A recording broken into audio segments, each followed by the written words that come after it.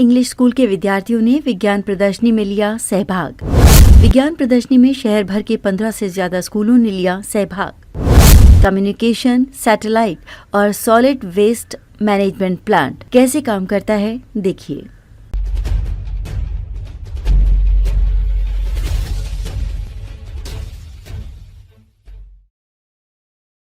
महाराष्ट्र के लातूर में अंबे जोगाई रोड पर स्थित शारदा इंटरनेशनल स्कूल में विज्ञान प्रदर्शनी का आयोजन किया गया था। इस विज्ञान प्रदर्शनी में बून स्कूल के विद्यार्थियों की 2 टीमों ने सहभाग लिया था, जिसमें बून स्कूल की पहली टीम 9वीं कक्षा के विद्यार्थियों की थी, जिन्होंने कम्युनिकेशन सैटेलाइट के वर्किंग का बेहतरीन मॉडल पेश किया। वहीं बून स्कूल की दूसरी टीम 7वीं कक्षा की थी, जिन्होंने सॉलिड वेस्ट मैनेजमेंट प्लांट का वर्किंग का आला मॉडल पेश किया। बून स्कूल के संस्थापक अब्दुल वहीद सर का हमेशा से ये प्रयास रहा है कि वो बून स्कूल के विद्यार्थियों को अच्छे अवसर प्रदान करें, उन्हें अपनी प्रतिभा दिखाने का मौका दें। बून स्कूल हमेशा विद्यार्थियों का सर्वांगीण विकास हो, इसलिए विज्ञान प्रदर्शनी जैसे विविध उपक्रमों में विद्यार्थियों को सहभाग लेने के लिए उभारता है। विज्ञान प्रदर्शनी में पेश किए गए इन मॉडल्स को बनाने में बून स्कूल की विज्ञान शिक्षिका श्रीमती रेशमा घावटी मैम ने विद्यार्थियों को मार्गदर्शन किया। इस विज्ञान प्रदर्शनी में शहर भर के 15 से ज्यादा स्कूलों ने सहभाग लिया था।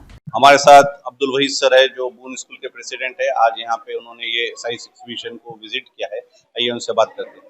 सर, आपने आज यहाँ पे विजिट किया और बच्चों का जो इंथुजियाज्म है वो देख के आप पहला कमेंट क्या रहेगा? बहुत खुशी हुई। और ये जो प्रोजेक्ट आपके स्कूल के बच्चों ने यहाँ पे रखा गया जी, इसके बारे में क्या कहेंगे? Actual Sharda international English school का हम जो है शुक्रगुजार है कि उन्होंने इस तरह के प्रोग्राम कंडक्ट किए। अभी हमने देखे कि बहुत सारे स्कूल्स के बच्चे जो है ना यहाँ पे अच्छे प्रोजेक्ट पे काम किए हैं। उनके पेरेंट्स, टीचर्स, स्कूल मैनेजमेंट, बच्चों ने काफ़ी एफर्ट्स लिए हैं। तो हम भी हमारे स्कूल के जो है स्टूडेंट्स को लेकर जो है ना हमारे स्कूल में पार्टिसिपेट किया था। यहाँ हमने देखे कि हमारे बच्चों ने जो है ना, हमारे टीचर्स ने, हमारे पेरेंट्स ने काफ़ी बेहतरीन ढंग से मेहनत की है और बेहतरीन प्रोजेक्ट तैयार किए हैं। बच्चे ने अच्छे एक्सप्लेन किए हैं, बच्चों ने, स्टूडेंट्स ने काफ़ी जो है ना मेहनत ली है, टीचर्स ने मेहनत ली है। और जो सब्जेक्ट लिया गया है शारदा इंटरनेशनल इंग्लिश स्कूल की जानिब से, सोलार और वेस्ट मटेरियल के डिपेंड, वो बहुत अच्छा रहा, जिससे बच्चों के अंदर एक नॉलेज बढ़ जाएगा। हाँ, तो इसकी जरूरत क्या है, मतलब इससे क्या फायदा होगा स्टूडेंट? इंटरनेशनल लेवल पे भी जो है ना वेस्ट मटेरियल से लेकर पूरा जो है ना वर्ल्ड वाइड सबकी तकलीफ है, परेशानियां हैं। फिर स्कूल से रिलेटेड अगर हम ये कहें कि बच्चे जो है इस स्कूल से जो है एक मैसेज लेंगे इस प्रोजेक्ट से कि अब हम वेस्ट मटेरियल का यूज कैसे कर सकते हैं, वेस्टेज से दूर कैसे रह सकते हैं। फिर अभी ये प्रोजेक्ट हम जो है ना हमारे स्कूल में जो है ना हमारे पूरे स्कूल के स्टूडेंट्स देखेंगे तो उससे एक पॉजिटिव मैसेज आएगा। तो ये थे वो अब्दुल वहीद सर, जिन्होंने बताया कि बच्चों को यंग एज से ही इन्वायरमेंटल इश्यूज के बारे में अवेयर होना कितना ज़रूरी है, और वो अवेयरनेस आएगा तो उसके वो प्रॉब्लम्स को सोल्यूशन ढूंढने के पीछे भी वो अपनी मेहनत लगाएंगे। हिन्नामा न्यू में सभी का स्वागत है। मैं हूं आपका दोस्त, आपका होस्ट नवाब नासर। आज हम आए हैं अंबाजोगाई रोड स्थित शारदा इंटरनेशनल स्कूल में। यहाँ पे एक साइंस एग्जीबिशन हो रहा है और इस साइंस एग्जीबिशन में बहुत से स्कूल के बच्चों ने यहाँ पे पार्टिसिपेट किया है। इसी में से एक स्कूल है बून स्कूल, जो खुरीगली स्थित बून स्कूल के स्टूडेंट्स ने भी यहाँ पे पार्टिसिपेट किया है। आइए उनके एक्सपेरिमेंट के बारे में यहाँ पे स्टूडेंट से बात करते हैं। स्टूडेंट्स के 3 स्टूडेंट्स की टीम यहाँ पे पार्टिसिपेट कर रही है। सबसे पहले आप आपके टीम का एक इंट्रोडक्शन दो और आपका जो साइंस एग्जीबिशन का ये जो प्रोजेक्ट है उसके बारे में थोड़ी सी हमारे दर्शकों को मालूमात दो। First of all good afternoon to all. My name is Shaikh Atif. जो हमारा प्रोजेक्ट है, मेन मोटिव प्रोजेक्ट का ये है कि लोगों को ये बताना कि how satellite works, how signals works. जो हमारा सैटेलाइट है, जो सैटेलाइट सिग्नल भेजता है एंटीना को, डिश को, और ये जो सिग्नल्स है वेरियस काइंड ऑफ कंपोनेंट्स को जाते हैं, जैसे television, radio and etcetera, mobile phone, जो हम रोजमर्रा की जिंदगी में एक दूसरे से फोन पर बात करते हैं। तो ये सब कैसे होता है? ये सब सैटेलाइट से होता है, सैटेलाइट के सिग्नल से होता है। और ये सब नहीं रहता तो हम आई थिंक बात ही नहीं कर पाते, एक दूसरे से कम्युनिकेट नहीं कर पाते थे। और जो आजकल जो रेडियो है, रेडियो ये भी सैटेलाइट के थ्रू ही वर्क करता है। अभी ये तो आपने बता दिया, लेकिन आपका प्रोजेक्ट ये है कि भाई जो सैटेलाइट काम कैसा करता है ये एक्सप्लेन करने के लिए आपने ये प्रोजेक्ट बनाया। तो इसके अलावा जो लाइफ, ये तो आपने बेसिक चीजें बताई, मोबाइल, टेलीविजन वगैरह, लेकिन जो कमर्शियल यूज है सैटेलाइट का उसके बारे में आप क्या जानते हैं? सर, जैसा कि आप हम सभी को पता है, आजकल की इस दुनिया मतलब रोजमर्रा की जिंदगी में हमें सबसे ज्यादा यूज नेविगेशन का, जीपीएस का वगैरह यूज है।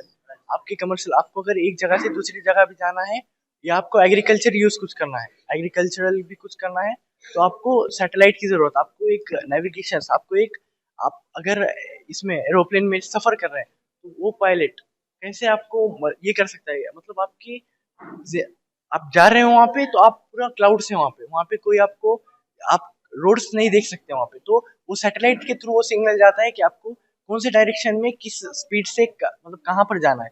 और समंदर में, पानी के बीच में आप होते हो, तो जब भी आपको समझ में नहीं आता कि किधर साइड जाना है, तो वही ज्योग्राफिकल कंडीशन, लैटिट्यूड और लॉन्गिट्यूड की मदद से सैटेलाइट हमें ये डायरेक्शंस बताते हैं। तो जीपीएस और नेविगेशन खासकर, इसके साथ हमारे पास और एक ये है कि आप पूरी दुनिया का जो मौजू है, मतलब पूरी दुनिया में आप कि कहीं पर भी बैठो, आपके पास कॉल करने के लिए आपको वो वक्त है, क्योंकि ये सैटेलाइट एक ऐसी चीज है जो पूरी दुनिया का चक्कर लगाती है। That means- तो बच्चे यहाँ पे ये बताने की कोशिश कर रहे हैं कि जो नेविगेशन सिस्टम आज हम यूज करते हैं, जैसा कि एरोप्लेन्स हो गया या फिर पानी में चलने वाले जहाज हो गए, जीरो विजिबिलिटी में अपने डेस्टिनेशन पे सिर्फ और सिर्फ सैटेलाइट नेविगेशन के वजह से पहुंचते हैं। हम तीसरे मेंबर से बात करते हैं इस प्रोजेक्ट के। आप इस प्रोजेक्ट में बनाने के लिए आपको इंस्पिरेशन कहाँ से मिला, और ये टॉपिक ही क्यों चुना आपने? फर्स्ट ऑफ ऑल, आप हम बोलेंगे इंस्पिरेशन, हमारे टीचर्स और हमारे फैमिली मेंबर्स और स्टूडेंट्स ने मिलकर हमें इंस्पायर किया, और ये टॉपिक हमें शारदा इंटरनेशनल स्कूल की तरफ से ही मिला है। और जो आप बोल रहे हैं इंस्पिरेशंस, टीचर्स एंड हमारे प्रिंसिपल वहीद सर एंड बड़े मिस ने मोटिव बहुत किया हमें, एंड उन्होंने बोला आप कर सकते हैं, आपके अंदर कॉन्फिडेंस पैदा कीजिए और आप जाइए, फुल्ली कॉन्फिडेंस के साथ हम आज आपके सामने खड़े। ये प्रोजेक्ट बनाने में किसकी मदद आपने ली? सर, ज्यादातर फैमिली मेंबर्स, हमारे टीचर, मैम रेशमा मिस हमारे साइंस टीचर, और दो तीन फ्रेंड्स हमारे, मतलब हम ग्रुप के जो टीचर लोग हैं, और फैमिली मेंबर्स कुछ भाई वगैरह के help. Dhauti Reshma Mehboob from Boone English High School, Latur. Here, our 9th standard student represent a space exploration model, that is communication satellite. The main aim of this model is to aware about the student of space exploration, how the satellite work and how our modern technology in case of science development and progress of our country. So we have decided this model for our students to aware the whole world and how they encourage in the technological world or the modern technology. And after that, space exploration, it is the need of our future generation, how they work in space according to NASA, then ISRO. In our school, lots of students can make this type of satellite in our future generation. Okay. तो हम आ चुके हैं बून school के तरफ जो second project रखा गया है, जो 7th क्लास के बच्चों ने रखा है। ये वेस्ट मैनेजमेंट के ऊपर यहाँ प्रोजेक्ट नजर आ रहा है। आइए बच्चों से बात करते हैं। बच्चों, सबसे पहले अपना इंट्रोडक्शन दो और आपके प्रोजेक्ट का इंट्रोडक्शन दो। मेरा नाम सैयद इब्राहिम अत्थर है। मेरा नाम शेख जुनैद गौसुद्दीन है। मेरा नाम सैयद हुज़ैफा आसिफ है। तो अभी ये प्रोजेक्ट का जरा इंट्रोडक्शन दो। हमने 2 फूड कोर्ट लिया है, एक केएफसी है और दूसरा डोमिनोज है। जब भी अपन इसके अंदर कचरा डालेंगे, वो कन्वेयर बेल्ट के थ्रू कंटेनर में आ जाएगा, फिर वहां से उसको क्रश कर देंगे। अगर सॉलिड वेस्ट क्रश हो रहा है तो उससे उसे रोड बनाने के लिए यूज किया जाता है। अगर ग्रीन वेस्ट क्रश हो रहा है तो उसे बायोगैस बनाने के लिए यूज किया जाता है, और बायोगैस से बिजली बनती है और खाद बनता है। आगे क्या बनने वाला है? हमने इसके अंदर एक वाटर एटीएम बनाया, जिसके हम इंग्लिश में After that, we prepare a bottle ATM in 8. We should. After that, we prepare a bottle ATM in 8. क्या होता है बॉटल एटीएम से, क्या होता है? अब अपन उसमें बॉटल डाले, रिसाइकल के लिए है वो। रिसाइकल करने के बाद उसमें ना वो बॉटल पैसे मिलते। जो बाहर फेंकते लोग, वो ऐसा नहीं फेंकना, एनवायरमेंटल के लिए हार्मफुल है वो, इसलिए बॉटल लेते हैं हम। ये बताओ, ये जो प्रोजेक्ट लिए ये क्यों लिए तुमने? इसके यही प्रोजेक्ट लेने के पीछे क्या रीजन था? क्या ये आपको आपके टीचर्स की तरफ से दिया गया था? Yes.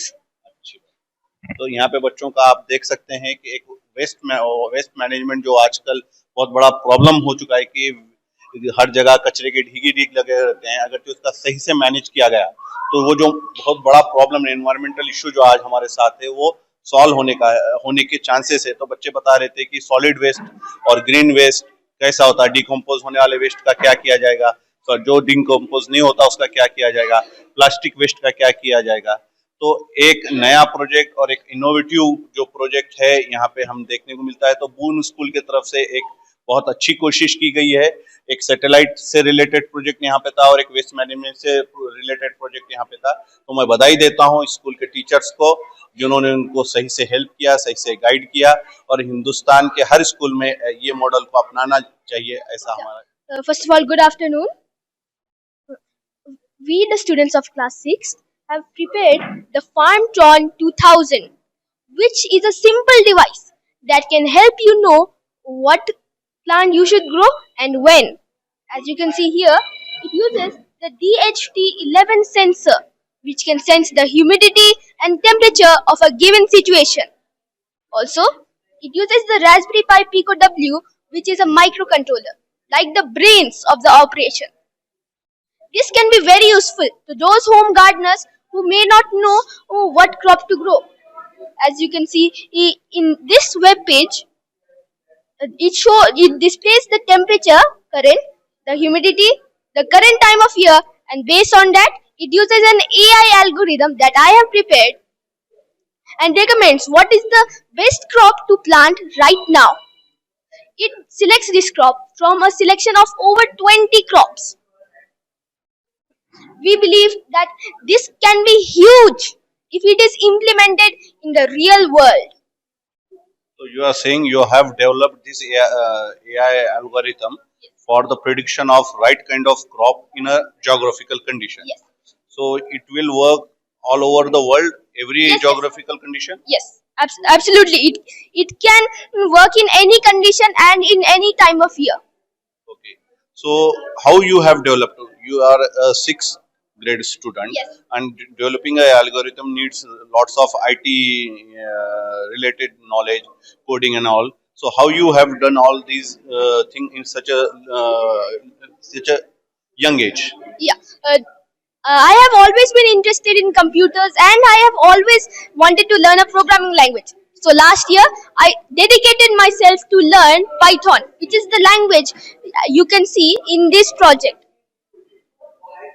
Through this, I have learned many new things about Python. I have developed the bulk of this project myself, and a little help from AI for bug fixing. I have completed this project in just under 2 days. Okay. Who inspired you to make this? What was the motivational factor that made you to develop such a program or such a software for you? Yeah, one day I was on the terrace. I saw outside there were some farms. Yeah, I saw. Wait, how will they know what crop they should grow?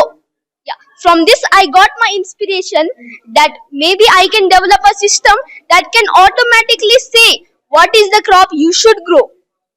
But every country has different set of crops. Yes. How will your program will tell, like in America, what you grow in India will not be grown in America? Then how your program will tell American farmers to grow what?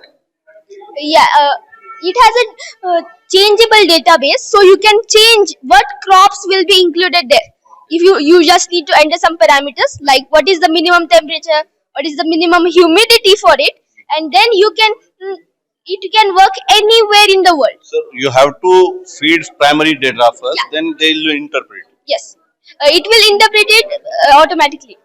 So हम यहाँ दर्शकों को यहाँ बता दे कि एक 6 class के student ने एक प्रोग्राम एक सॉफ्टवेयर डेवलप किया है जो ज्योग्राफिकल कंडीशन होते हैं उसके हिसाब से उस ज्योग्राफिकल कंडीशन में कौन सी खेती के अंदर कौन सा क्रॉप लेना चाहिए और कौन सा पीक लेना चाहिए ये वो प्रिडिक्ट करेगा। और इसी तरीके से उन्होंने मतलब एक 6 क्लास के बच्चे ने एक पाइथन नाम की जो एक लैंग्वेज आती है कंप्यूटर लैंग्वेज उसको सीखा और उसने ये एल्गोरिथम डेवलप किया। तो ये आज के ज़माने की और ये जनरेशन नेक्स्ट जिसे कहते हैं उनकी ये एक नई थिंकिंग है, नई सोच की तरफ हिंदुस्तान जाता हुआ हम देख सकते हैं। लातूर से संपादक सालार शेख के साथ संवाददाता नवाब नासिर की ये रिपोर्ट।